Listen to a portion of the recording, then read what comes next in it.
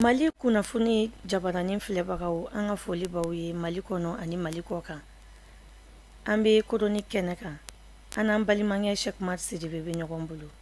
Cheick Oumar, i ni wula. An b'a n'u wula Mari Jɛnɛba Kamara somɔgɔw bɛ di, n bɛ foli di ma ka foli di an lajɛbaga bɛɛ lajɛlen ma. Fɛn fɛn bɛ Mali kɔnɔ fo ka taa se Mali kɔkan ma ni wagati in na. Ni y'an sigilen jɛmukan o kɛnɛ kan, an bɛ sunkalo la, an bɛ dugawu kɛ Ala ka timɛko ɲuman k'o di an bɛɛ lajɛlen ma Mari. Amina. Cheick Oumar, bi an da bɛna se Mali sanuko kan. Kosɛbɛ. Ne bɛ fɛ ka faamuya sɔrɔ a la an n'an filɛbagaw. Sanuko bɛ cogo di bi Mali kɔnɔ? Kosɛbɛ o tɛ kibaruya gɛlɛn ye sabula an ka jamana kɔnɔ yan nɔ sanuko a dogolen tɛ mɔgɔ si la, maa caman bɛ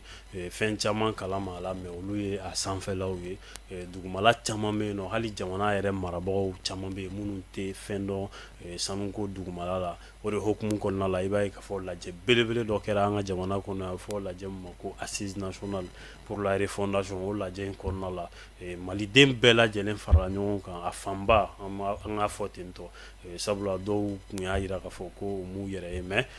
maliden fanba caman farala ɲɔgɔn kan lajɛ in kɔnɔna la k'a jira k'a fɔ ko sanuko ko gɛlɛya don kosɛbɛ, sabula ko a kɔni bɛ mɛn k'a fɔ ko nin sanu tɔni hakɛya de bɔra Mali kɔnɔ nka a nafa ko o yen tɛ malidenw fɛ. N'a ma ɲɛ k'a fɔ ko o kuma in kɔni fɔra mɔgɔ caman fɛ Mari o hokumu kɔnɔna la sa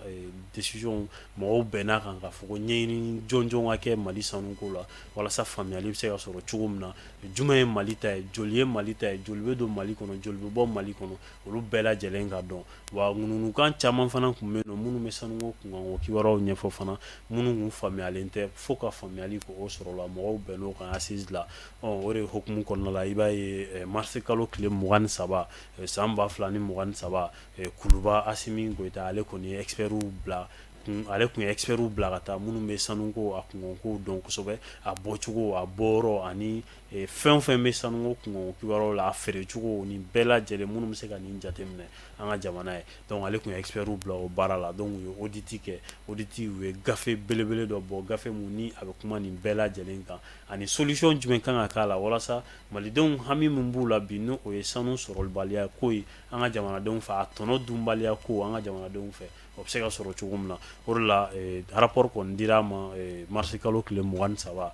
a kɛra premier ministre ɲɛna, a kɛra ministre wɛrɛw fana ɲɛna, donc mun na ni rapport mun ni a kumara sanuko kan gɛlɛya minnu b'a la an ka jamana kɔnɔ yan, société minnu b'a bɔ u bɛ mun baara la, contrat signera cogo di, a fɔ contrat minnu ma ko contrat minier u dira cogo di, ni rapport in bɛ kuma nin bɛɛ lajɛlen de kan Mari.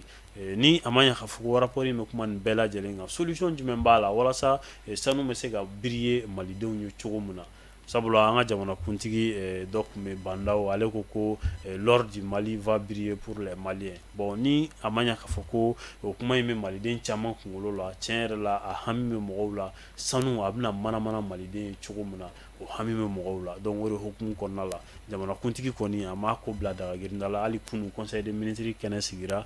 kunun tun ye araba ye mars kalo tile 28 29 conseil des ministres sigira o kɛnɛ kan fana a kuma fɔra a yirala ministère de l'économie a y'a yira k'a fɔ ko laɲini minnu kɛra sanuko kunkanko kibaruyaw la k'a fɔ ko don n'a nataw la a bɛna kɛ tiɲɛ ye, don n'a nataw la jɛkulu bɛna sigi sen kan, jɛkulu minnu ni Mali sanuko a tɛ kɛ fɛn ye bilen ko malidenw b'a mɛn u tulo la cogo min na k'a fɔ ko sanu nana a taara ou bien a donna tan a bɔra tan k'a fɔ ko o dɔrɔn de bɛna fɔ, mais a bɛ yira a bɛ sɔrɔ cogo min na a fɛn accord bɛ négocier cogo di, kɔdi minnu b'a la olu bɛ yɛlɛma cogo di walasa anw bɛ se k'a tɔnɔ sɔrɔ, sabula sanu n'i y'a ta k'a lajɛ jamana wɛrɛ minnu bɛ yen n'u olu bɛna bɔ an fɛ yan ni société baw b'u bolo mansin baw b'u bolo olu mansinw tɛ anw bolo, n'o mansinw t'anw bolo diyagoya n'u olu nana n'u ka contrat ye a négociation ni a fɛnw fo mɔgɔ jɔnjɔn ka sɔrɔ minnu fana ye expert ye minnu b'a domaine dɔn, a feereliko a sanniko a bɔcogo a peseli ko nin bɛɛ lajɛlen kan ka jateminɛ de, sinon an ka sanu fan caman bɛ bɔ ka taa peseli siraw fɛ i b'a sɔrɔ dɔw yɛrɛ tɛ ye, mais ni o bɛɛ lajɛlen bɛ dialatigɛ an ka jamana kɔnɔ i b'a ye k'a fɔ nafa caman bɛ yen nɔ an b'olu sɔrɔ. Wagati tɛmɛlen nɔ a yirala k'a fɔ ko société belebele dɔ fana bɛna créer, société mun ni a bɛ an ka jamana Mali sanuko bɛɛ lajɛlen a négociation n'a fɛnw a bɛɛ lajɛlen bɛ tɛmɛ o de fɛ, hali ni sanu bɔra a bɛ tɛmɛ o société de fɛ, a raffinage bɛ kɛ yan nɔ de, a ka sɔrɔ ka taa kɔfɛ raffinage o b'a yira k'a fɔ sanu kɔni a perepere-latigɛ bɛ dɔn yan nɔ de kilo hakɛya joli don garamu hakɛya joli don a ka sɔrɔ ka taa jamana kɔ kan sabula n'o o ma dɔn ni a tagara hali ni u taara ni kɛsu fare n'u nana ko garamu 5 de don an jagoyalen don ka jɛ n'o ye donc o de hukumu kɔnɔna la ni gafe in kɔni bɛ kuma nin bɛɛ lajɛlen kan ani labɛn minnu bɛna kɛ an ka jamana gouvernement fɛ o kumar'o fana kan k'a fɔ ko labɛn belebele bɛna kɛ fana yaasa ka se ka mini minnu société minnu bɛ yen n'u bɛ sanu ka a bɔ an ka jamana kɔnɔ ni o ye société d'exploitation ye ka se ka u n'olu ka bɛnkan kuraw kɛ tuguni yaasa bɛnkan minnu na jamana a ta bɛ se ka sɔrɔ sabula a bɛnkan caman bɛ yen nɔ i b'a sɔrɔ jamana ta mun b'a la o ka dɔgɔ hali sanu ni a bɛ bɔ i b'a sɔrɔ a bɛ bɔ dugu minnu na gɛlɛya minnu bɛ dugu ninnu sɔrɔ ni a bɛ fɔ a ma ko environnement détruit o gɛlɛya ninnu bɛɛ lajɛlen fana mari i b'a ye k'a fɔ nin bɛɛ lajɛlen bɛna ta en compte jamana ɲɛmɔgɔw fɛ don n'a nataw la walasa jamanadenw bɛ se ka lafiya sɔrɔ cogo min na parce que an y'a ye sanubɔyɔrɔ caman na i b'a sɔrɔ sanubɔ usines u kan ka wari mun di walasa société bɛ se ka environnement bɛ se ka pérenniser cogo min na environnement bɛ se ka dilan cogo min na ka ɲa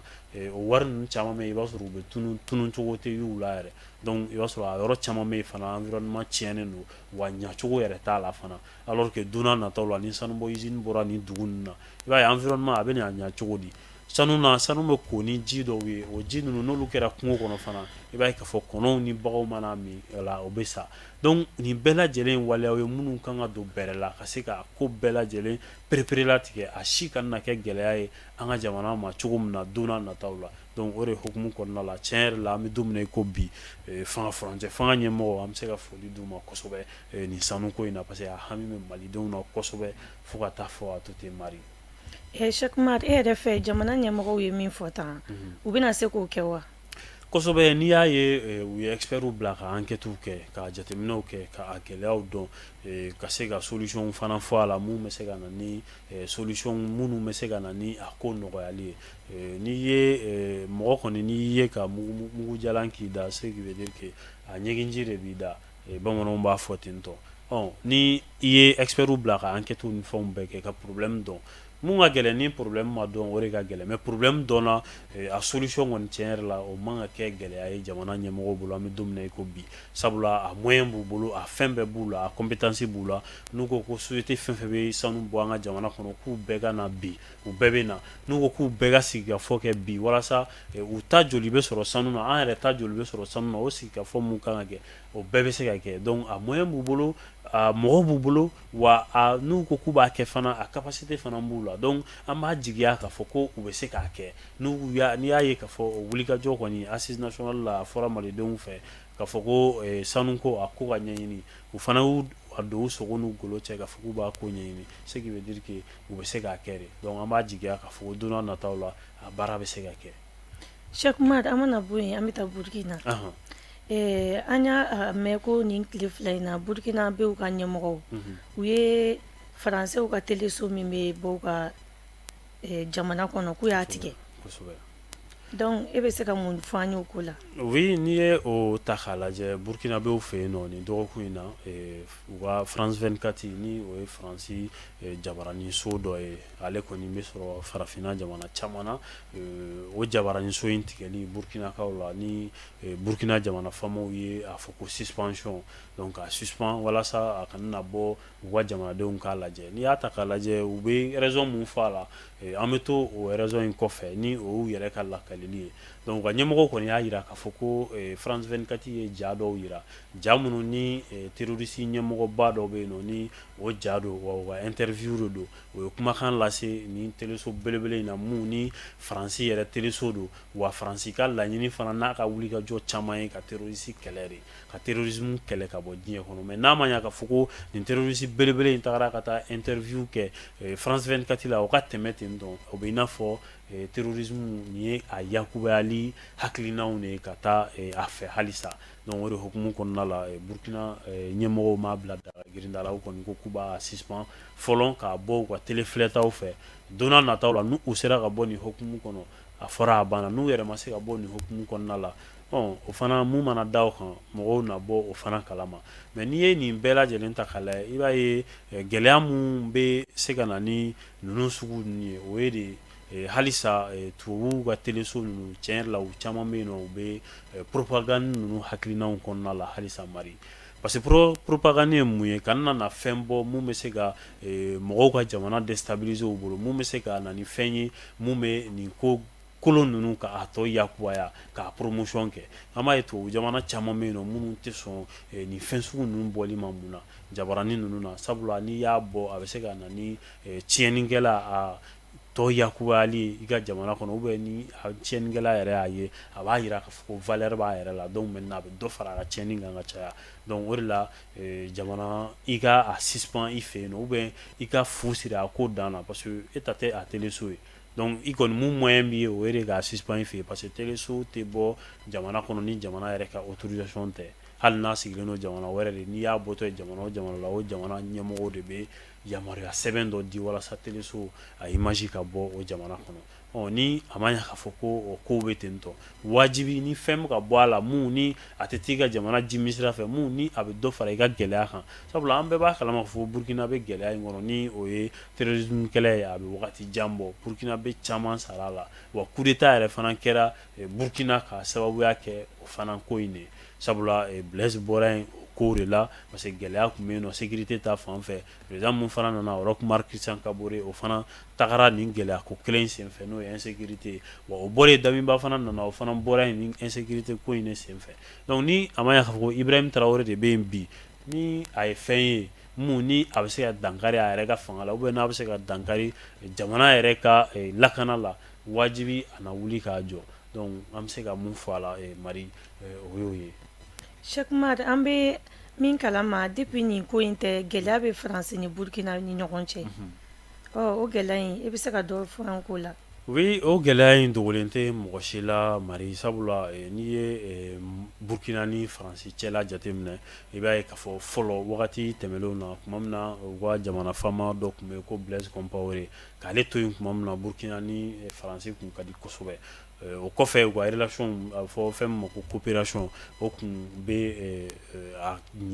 ɲalen don kosɛbɛ o kɔfɛ u ka président mun nana Roch Marc Christian Kabore ale fana nana o kelen don mais n'i y'a jateminɛ nin wagati laban ninnu na Burkina ni France cɛla gɛlɛyalen don kosɛbɛ fo ka taa fɔ a to ten tɔ i b'a fɔ Mali fana ta bɛ cogo min na sabula Mali ye France wolomasiri tabagaw bilasira wa u ka diplomate wɛrɛw bɛ yen nɔ coopérant français wɛrɛw fana tun bɛ Mali la n'u tun bɛ ministère kɔnɔna la Mali y'olu bilasira nka n'i ye Burkina ta jateminɛ i b'a ye k'a fɔ Burkina fana bɛ ka Mali ka sira kelen in de suit walasa ka se ka a yɛrɛ lakana farida a yɛrɛ lakana farida cogo di sabula Burkina a mɛnna u ye kangari da Faransi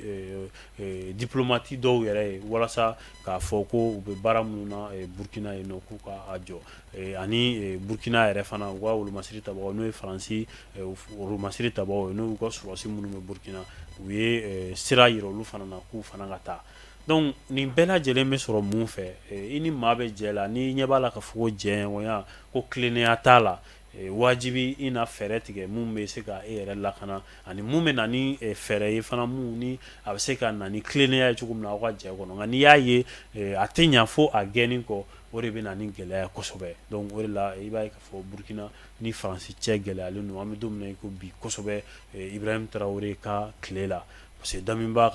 to yen nɔ o wagati fana Burkinabéw caman kun hakili la k'a fɔ ko u ni France tɛna na ji kɛ ɲɔgɔn tigɛ n'o ye population ye mais an tilala k'a ye Damiba ni France kun bɛ ka coopérer kosɛbɛ yɛrɛ ka ɲa kɛlɛkɛminɛn caman bɛ yen nɔ Burkina kun b'o sɔrɔ France de fɛ France ka yamaruya kɔnɔ ani France ka dɛmɛ kɔnɔna la nka Ibrahim Traoré nali fo ka na se bi ma tiɲɛ yɛrɛ la camanba bɔra o la u bɛ kɛlɛkɛminɛn fɛn fɛn sɔrɔ i b'a ye k'a fɔ a caman bɛ yen nɔ a tɛ sɔrɔ ni France ka sira ye a bɛ sɔrɔ ni sira wɛrɛw ye olu fana partenariat minnu ni a ka d'u ye n'u bɛ ka o fana cari walasa ka kɛlɛkɛminɛnw sɔrɔ ka se ka kɛlɛ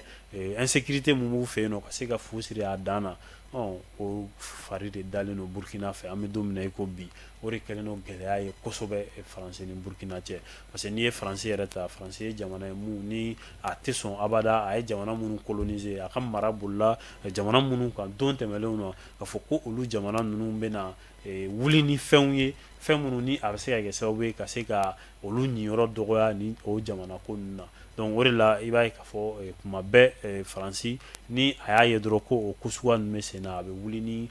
ko dɔw ye ka i ka jamana sɛgɛrɛ a bɛ se k'i ka jamana déstabiliser cogo o cogo a bɛ wuli ni o fɛɛrɛw ye donc o de hukumu kɔnɔna la Burkina kɔni an bɛ don min na i ko bi u ni Faransi diplomatiquement n'i ye u cɛla jateminɛ coopération la u cɛla gɛlɛyalen don kosɛbɛ an bɛ don min na i ko bi o prévu ye fɛn caman ye u ka wolomasiri tabagaw gɛnni kangaridakanw siyɛnni mun ni o ye France 24 ye o yɛrɛ fana suspend nin